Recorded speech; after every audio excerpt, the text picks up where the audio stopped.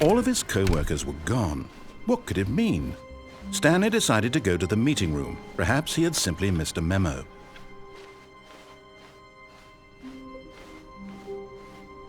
When Stanley came to a set of 2 open doors, he entered the door on his left. This was not the correct way to the meeting room, and Stanley knew it perfectly well. Perhaps he wanted to stop by the employee lounge first, just to admire it. Wow, yes, this room. What a beautiful room. What a gorgeous, gorgeous room. Thank goodness Stanley had taken this detour on his way to the meeting room. Life without having experienced this room was now too horrible even to consider. But eager to get back to business, Stanley took the first open door on his left. Stanley was so bad at following directions, it's incredible he wasn't fired years ago. Look, Stanley, I think perhaps we've gotten off on the wrong foot here. I'm not your enemy, really, I'm not. I realize that investing your trust in someone else can be difficult, but the fact is that the story has been about nothing but you all this time. There's someone you've been neglecting, Stanley. Someone you've forgotten about. Please, stop trying to make every decision by yourself. Now, I'm not asking for me, I'm asking for her. This is it, Stanley. Your chance to redeem yourself, to put your work aside, to let her back into your life. She's been waiting.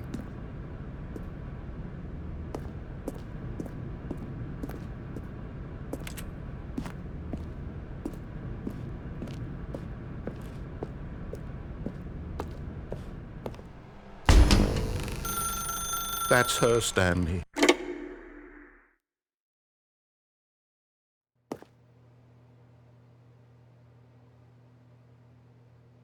Stanley, is that you? Hold on, sweetie. Sorry to keep you waiting. I'm just pulling the bread out of the oven. All right. Okay, there we go. All right, now, I want you to come in and tell me all about your day. Gotcha. Oh, come on. Did you actually think you had a loving wife who'd want to commit their life to you? I'm trying to make a point here, Stanley. I'm trying to get you to see something. Come inside. Let me show you what's really going on here. This is a very sad story about the death of a man named Stanley. Stanley is quite a boring fellow. He has a job that demands nothing of him, and every button that he pushes is a reminder of the inconsequential nature of his existence. Look at him there, pushing buttons, doing exactly what he's told to do. Now he's pushing a button. Now he's eating lunch. Now he's going home. Now he's coming back to work. One might even feel sorry for him, except that he's chosen this life. But in his mind, in his mind he can go on fantastic adventures. From behind his desk, Stanley dreamed of wild expeditions into the unknown.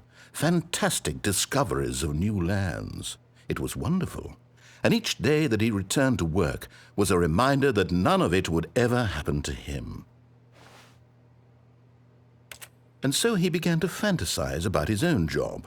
First, he imagined that one day while at work, he stepped up from his desk to realize that all of his co-workers, his boss, everyone in the building had suddenly vanished off the face of the earth. The thought excited him terribly. So he went further. He imagined that he came to 2 open doors and that he could go through either. At last, choice. It barely even mattered what lay behind each door. The mere thought that his decisions would mean something was almost too wonderful to behold. As he wandered through this fantasy world, he began to fill it with many possible paths and destinations.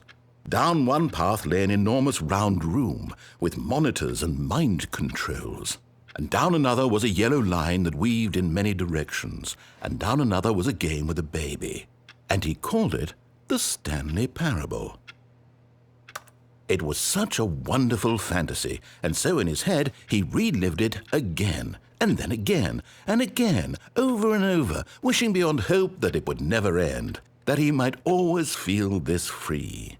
Surely there's an answer down some new path, mustn't there be? Perhaps if he played just one more time. But there is no answer. How could there possibly be? In reality, all he's doing is pushing the same buttons he always has. Nothing has changed. The longer he spends here, the more invested he gets, the more he forgets which life is the real one. And I'm trying to tell him this, that in this world he can never be anything but an observer, that as long as he remains here, he's slowly killing himself. But he won't listen to me. He won't stop. Here, watch this. Stanley, the next time the screen asks you to push a button, do not do it. You see? Can he just not hear me? How can I tell him in a way that he'll understand that every second he remains here, he's electing to kill himself? How can I get him to see what I see? How can I make him look at himself? I suppose I can't, not in the way I want him to. But I don't make the rules. I simply play to my intended purpose, the same as Stanley. We're not so different, I suppose. I'll try once more to convey all this to him. I'm compelled to. I must. Perhaps, well, maybe this time he'll see. Maybe this time. And I tried again, and Stanley pushed a button. And I tried again, and Stanley pushed a button. And I tried...